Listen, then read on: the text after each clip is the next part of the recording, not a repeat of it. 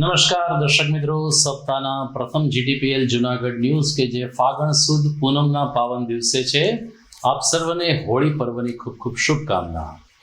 અસત્ય પર સત્યનો વિજય અને આસુરી દહનના પ્રતીક સમાન હોલિકા દહન આજે ઠેર ઠેર થઈ રહ્યું છે. પરંતુ ગઈકાલે ટીમ ઇન્ડિયાએ જે રીતે કોલકાતાના ઈડન ગાર્ડન ઉપર વેસ્ટ ઇન્ડિઝનું દહન કર્યું, એ જોઈને ક્રિકેટ પ્રેમીઓ ઝૂમી ઉઠ્યા હતા. રવિવાર સુધરી ગયો. ભારતની ટીમ સેમીફાઇનલમાં પ્રવેશી ચૂકી છે, જેની ટક્કર ઇંગ્લેન્ડ સામે ગુરુવારે થશે. જોઈએ આજના મુખ્ય સમાચાર. શહેરમાં ઠેર ઠેર હોળી પ્રાગટ્ય સાથે વ્યસન મુક્ત થવા અને કુરિવાજોને તિલાંજલિ આપવાના સંદેશાઓ વહેતા થયા. પર્યાવરણ માટે હોળીમાં ઔષધિ અને છાણાની હોળીને પ્રાધાન્ય આપતા હોળીના રસિયાઓ.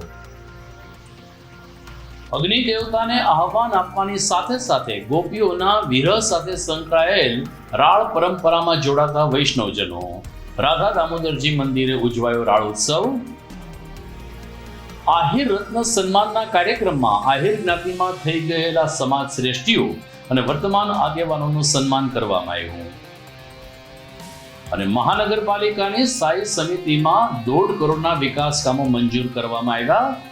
જે છે એને સાચવી ન શકતા શાસક મિત્રો નવી પ્રતિમા અને સ્ટેચ્યુ બનાવવાના મૂડમાં.